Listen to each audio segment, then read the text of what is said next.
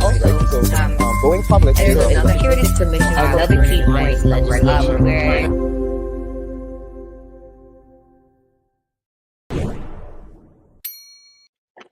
and welcome to another episode of Tech Hour. I'm your host, Simone Smith-Bean, and today I'm super excited to welcome to the show Miss Erika Mariaelena Robinson. Now, if you know Erika, Erika was the former operator of the Glass Kitchen, where she awakened the palates of her customers with mouth-watering dishes. And if you ever been to the Glass Kitchen, you know how mouth-watering these dishes were. But Erika found herself through a journey and decided to close her business. And after 15 years of operations, and then she went on a path of self-discovery. She became a certified Shetty mindset coach. And then she decided to create a video series called More to Me Than What You See, which is available on all social media outlets. Erika is now here with us to talk about that journey and to impart some knowledge and self-discovery for many of us entrepreneurs out there. So I want you guys to give a warm welcome to Erika. Welcome, Erika, to the show. I thought it was really good for us to have you come on the show and talk about the journey of entrepreneurship and what made you leave the Glass Kitchen. As much as we miss it, trust me, we really miss it. But what brought you into the Glass Kitchen and what made you move the Glass Kitchen, leave the Glass Kitchen, and where you find yourself today? Yeah, those are fully loaded questions right there. Almost like the fully loaded burger. But I get it. Listen, but I get it all the time. And, every time somebody says to me how much they miss the Glass Kitchen or how much it impacted their life and their palate, it's always a really humbling experience. And, the reason why I started the Glass Kitchen was it was almost like a divine experience. As a matter of fact, most people don't know this, but I was not interested in cooking. I was not a chef by nature. It was something that I rarely did at home. And for a long time, I was vegetarian and I would eat that way. And I realized what a struggle it was to go to a restaurant and eat food other than a salad or French fries. And I wanted to enjoy my meal with my friends who were not eating the way that I did. And then one day I kind of passed this, we're talking about many years ago, this abandoned shack on the side of the road in Carmichael Road. And it was almost like I heard God's voice say, that is going to be the space that you begin a kitchen. And I was like, what? What are you talking about? And so I was just obedient. And I started, Simone, on the side of the road in a car wash. At that time, I was working along with a business partner. And the first day of sales was $12. And I was like, what am I doing here? Why is this happening? And this is the story of many of us. We start and we have this grand vision, but it's like, this don't look like, this making a lot of sense. And I just kind of stuck with it. And as I really got involved in the kitchen, I realized that I did have an innate passion, not necessarily for cooking, but for service and quality of product. And 4 years later, we got to a place where the partnership didn't work out. And so I moved to where most people know the Glass Kitchen to be, which is on Hawkins Hill, just north of the Immigration Building. And at that time, I was like, yeah, okay, I'm going to start over, which is also really key in understanding that there are going to be times when you're making progress and then you actually have to start over. So having that resilience to stick with it. And so I started over from fresh. It was just me. And that is when I decided to determine what I was going to focus on. And I went back and forth with different menus until I decided, and this is what was key for me. This is what was key. I decided to stick to what I know. Very important. My menu was all about who I was, the way that I healthy, fresh foods, the foods that came out of my grandfather's kitchen, the foods that came out of my mother's kitchen. I didn't have to learn this. This is what I knew. And so my dream was residual income and lots of different franchises, and we're going to just go for it and everything's going to be great. But I made one mistake, and this was the biggest mistake. I was an employee of my business. Mm, I failed at management. mm, And not until I stepped away, I realized that we have a culture of pointing fingers. We can't find good team members. Nobody wants to work. What we have is not enough good leaders. Because if I was the leader that I should have been, then I would have been able to lead my team rather than micromanage them. You know, Hugely. that's very interesting. That's very interesting that you point that out, because a lot of times when we move into doing things or working for ourselves, we tend to be so enthralled with how it's operating and what's happening in the day to day that we don't think about big picture sometimes, because we're just in the day to day. And so when you came to that realization and you said, you know, I haven't managed, but I've been here with y'all in the trenches, but never been the boss. How did that change? How did that impact your business positively or negatively? You know, when I really realized it, Simone, honestly, I was already depleted physically and mentally. I was done. It was 15 years into it.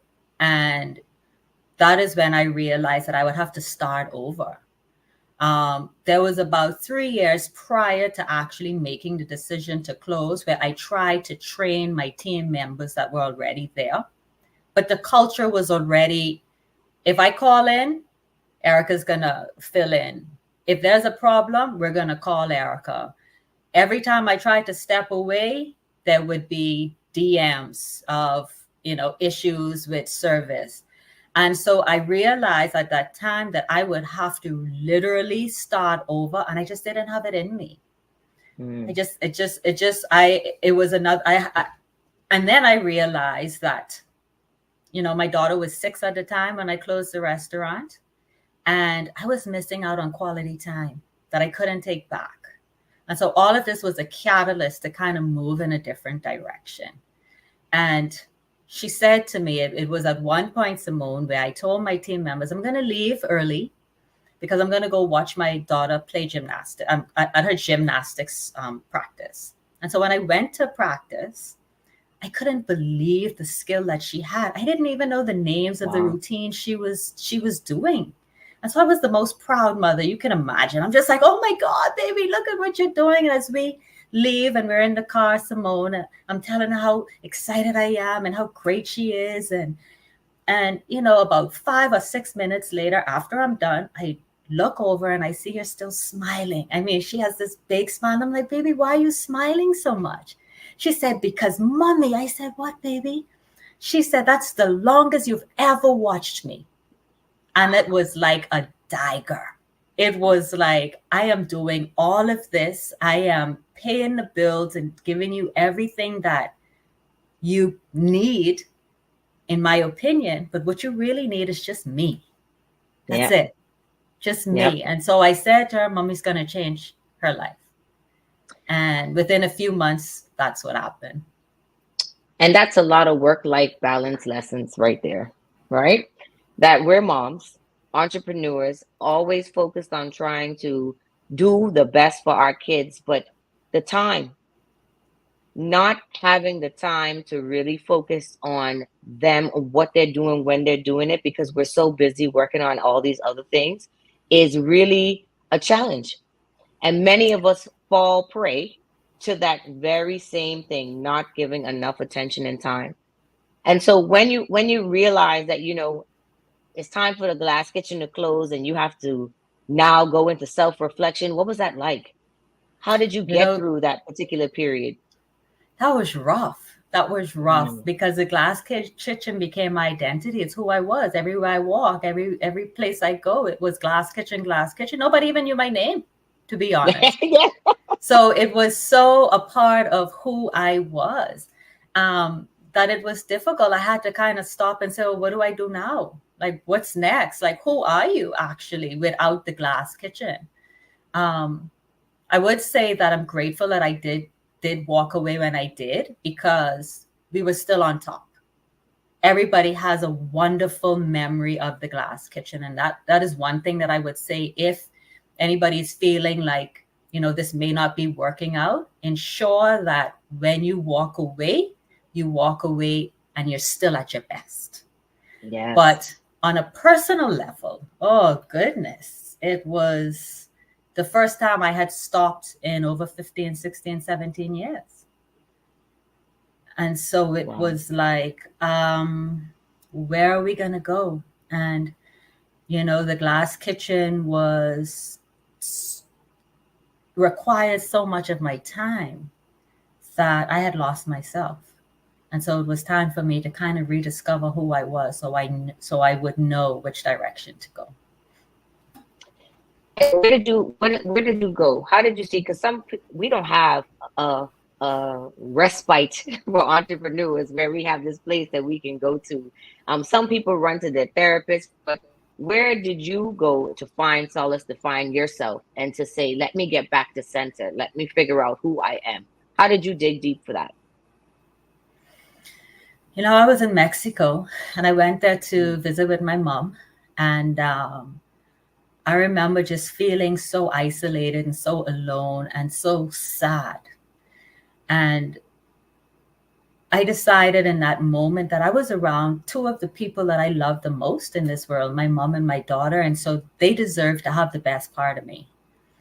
And so I literally just prayed and I asked God, where do I go and what do I do? And I turned on, I went online, and Lisa Nichols popped up. And like, Mm, when you seek, you shall find. that's right. Lisa Nichols popped up, and I didn't even know who she was at the time.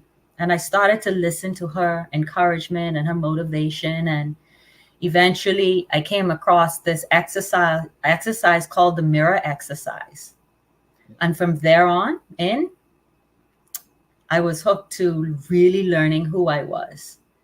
And so that is where it started. A lot of self-development through persons that I found online.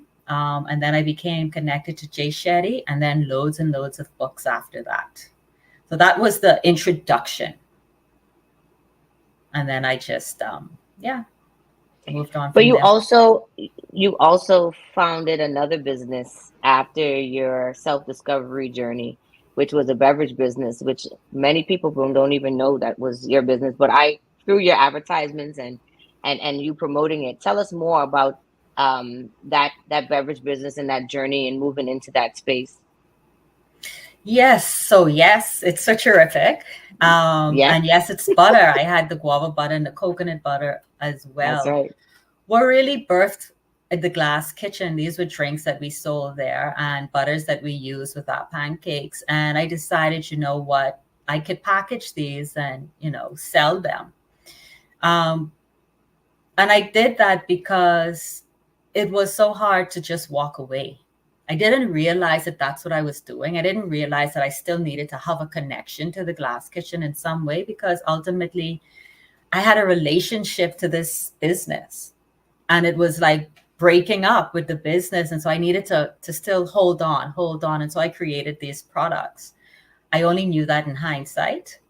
Um, but yeah, so that's pretty much how they came into existence, and also the reason why I let them go, because sometimes you just have to let go to move on, to be the impact, and to do the work that God has planned for you to do. Some things you have to let go. Certainly. I think sometimes we forget how to just stop and listen to what God is telling us, and where to take where we should be taking these steps. So, I mean, in prayer and reflection, I always ask for him to order my steps or to take me into the Yes. direction that he wants me to go, or remove things from around me that he doesn't want in my space. And that it's a miraculous on how things just fall away, or people just fall away, and to be obedient and to follow just that sense of voice, that voice of reasoning in you, which is God speaking to you. So that's very powerful to have that insight, and the faith in order for you to follow such a direction. And so then you became really focused on the creating that mindset, and studying Jay Shetty. And then you became a master mindset coach. So when you moved into that space, how are you imparting those particular knowledges on the people who you support? The first thing is creating awareness.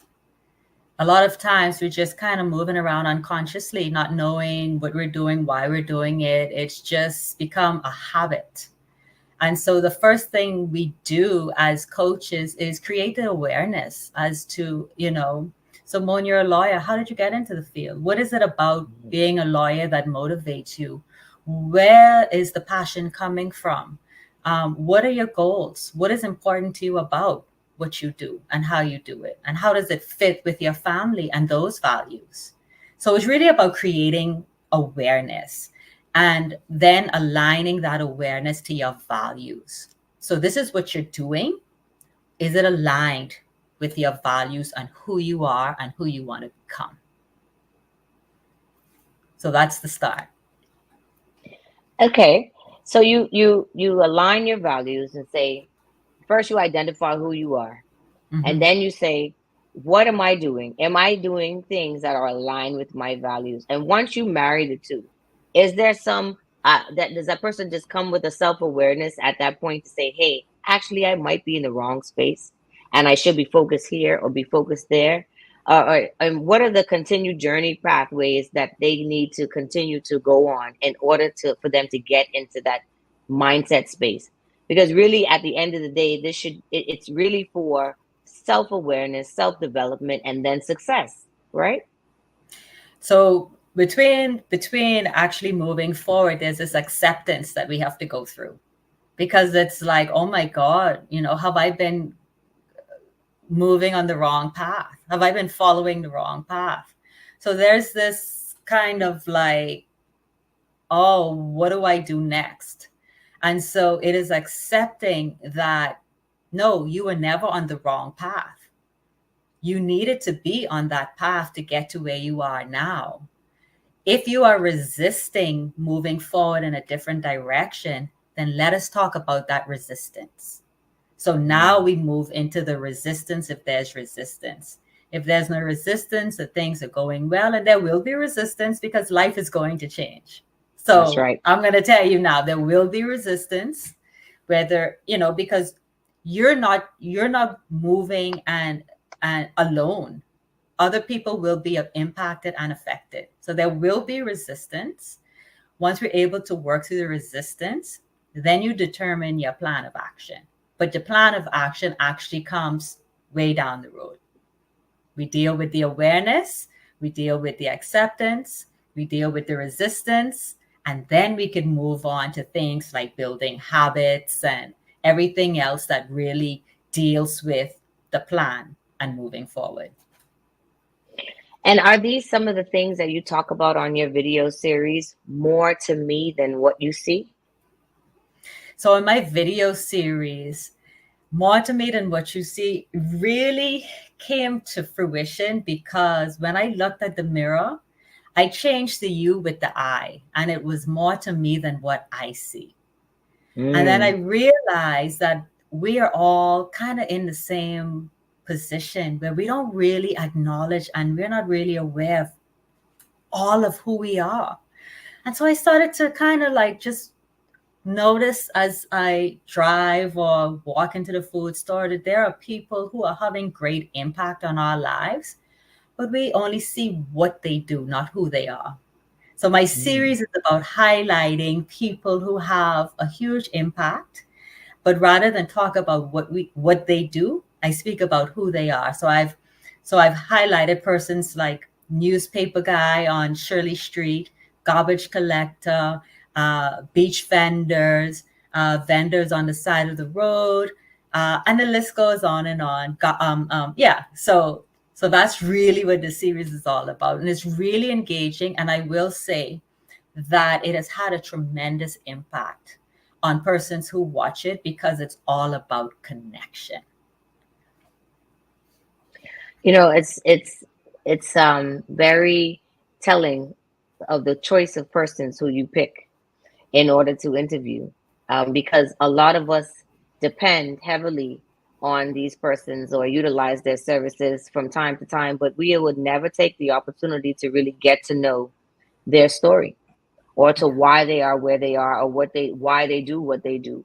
And for you to highlight the garbage collector and the vendor on the side of the road, they all have journeys, just like many of us who are in the professional realm all have a journey and a story. And a lot of times, the way in which we are operating is based on the life journey and experience. Because Yes. you would have found yourself in this position based on things that you may have experienced in your lifetime and challenges that you would have had. And so, how has that really impacted where you are today, Erica? Things that you've experienced in your childhood, or things that you experienced through just becoming the entrepreneur and then leaving entrepreneurship and just doing different things. How has that impacted where you are? That has had all the impact.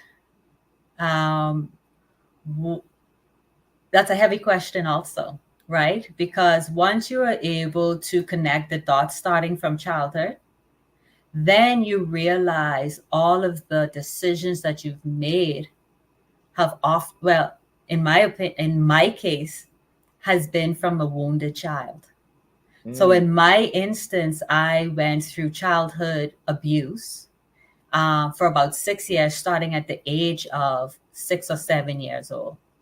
So imagine the coping that I had to do as a young girl and how that would have determined how I made decisions. So even staying at the glass kitchen was about feeling worthy when I didn't feel worthy. And so this is what we do as we move on with life. We kind of make decisions based on what our coping mechanisms would have been like when we were younger. And so now it has had a really positive impact because I understand the value of what I went through. And now I'm able to guide people into becoming their greatest ally. My clients are now mm, able to become their greatest ally because of everything that they've gone through. Rather than looking outside, we could see our strength. We're like, mm. I have it Yes. all. I have everything that I need because I dealt with all of that in the past. So I have everything that it takes to deal with everything that's coming my way. Mm. And keeping that focus, that is Yeah. a very interesting position to be in. Self reflection and being able to believe in yourself, Oh, yeah. believe in what you can do, and believe that anything is possible through your works and through just guidance. So, absolutely, Erica, you're now in the coaching space mainly. You mentioned about the persons who you're coaching, but and what kind of walks of life are you just focusing on? Entrepreneurs or just people general trying to find their pathway in whatever they're doing? Absolutely. So persons who really want to do the inner work, and that can be all walks of life, right? But if you are really ready to start to learn who you are, then these are the people that are aligned with me. People who want to reconnect with themselves. And Mm, in the coaching world, we call that reparent ourselves, because there are many parts of us who are still babies, have never been able to actually develop into, adulthood. And so persons who want to dive deep in order to understand who they are, in order to make the decisions moving forward. things. That is how we truly are able to make decisions that are in line with who we are once we know who we are. Otherwise, we're kind of just making decisions based on external validation, based on how we were raised, based on coping mechanisms, feeling good in the moment. Um, so these are people who, I have somebody, for example, who has been reaching out to me because they have anxiety. And what's interesting about the things, the emotions that we feel is that we think that we are the anxiety. So in the coaching world, we're able to help you create space to recognize that anxiety is only one part of you. I want to move forward. I want to take this next step. I want to start this new business. I want to get out of this relationship, whatever it is. But I have anxiety, and this anxiety keeps holding me back. The anxiety is not you. In the coaching world, we help you to separate, and rather than turn your back on the anxiety, so the anxiety is like screaming, hey, we help you to face the anxiety and say, hey, tell me more about you. What's happening here? And so now we get to know each other, and we get to befriend each other, and we get to work with each other, because the anxiety was born way back. So you face that anxiety. We face and it. Decide, and then we connect, right? We connect. Right. And this is all in here. Like this is us. Internal. Yes. It's all internal, right? Yes. What we're doing is we have these feelings. We're angry. Oh, I got to get rid of that anger. Oh, I got to get rid of that. What do you do what do children do when you're not paying attention to them? They scream. Mm-hmm. This is what parts of you do on the inside. They're screaming because you're not paying attention to them. Wow. So I mean, facing the challenge or the anxieties or any fear that you have is real hard for many of us, especially when the insecurities also come in to play with that. And that just makes it a lot more difficult to even address it, and to then move past that. But once you're able to really face it and say, hey, I can identify, or I see you, anxiety. I see you. Come talk to me. Yeah. Let's deal with this. Let's focus on this. Let's see if we can get past this. A whole new world opens up, a whole new door opens up. And I have to give an example. Like when I first was forced into entrepreneurship, it was like a whole piece of anxiety with me that made me feel like I could not, that I was not going to be able to take that step. But I was forced into it because I had zero choice. It was either being unemployed or start the business, right? And unemployment was not a choice, was not an option for me at the time. And so it was almost like I had to get up and over that and facing that fear of being able to step out on faith and do it on yourself, by yourself, for yourself. And so many of us are at that point now, Erika, where, we're just about to make a big decision in our life about whether or not we're going to give up what we're doing right now and to move on to something new, because that change needs to come. And so just give us a little bit of nuggets of how you think best to really focus on getting us past that next step, or that hard decision-making process of no longer am I doing this, and now I'm definitely going to be doing this. Yeah, well, what's really interesting is that, your experience was, I have to face this fear because I have no other option, right? But many of us have the other option, and so we're in and out, in and out, in and out. For me, I think, just to use my own experience,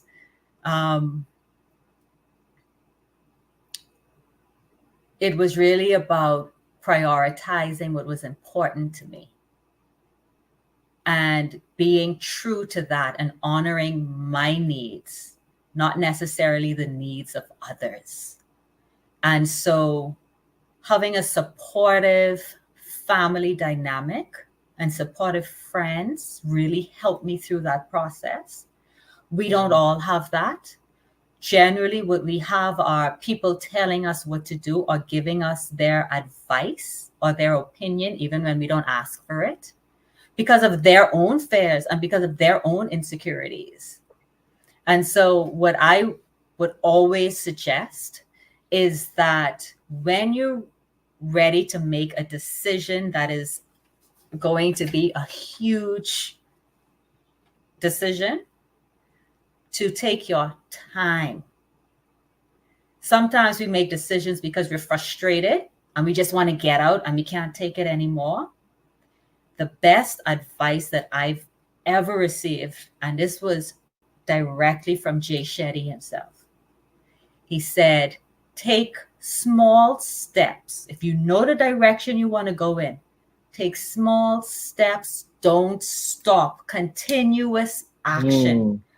And then the time to move on will reveal itself to you. Wow. That's it right there. Mic drop. Continuous action, and then it will reveal itself to you. Erika, thank you so much for coming on the show today. I know that you have helped many of our listeners and persons who are just looking at taking those next steps. So we really appreciate you. And please tell us where we can find more to me than what you see on social media so that we can tune into your next episodes. Absolutely. So Erika Mariaelena is my Instagram, Facebook, and TikTok handle. So my shows are on all of those platforms. So go ahead. You could also reach me on those platforms as well. I have a Calendly link. So even if you want to reach out to me to find out more about my coaching, if I'm a fit for you, then reach out.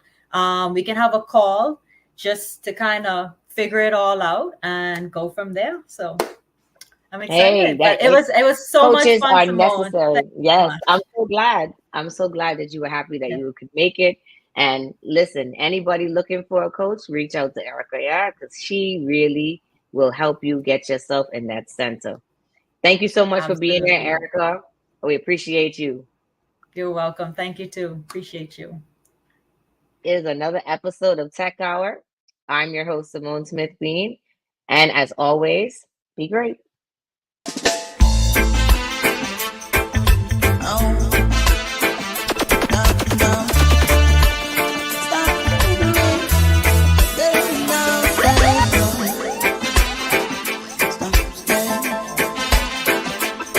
Scared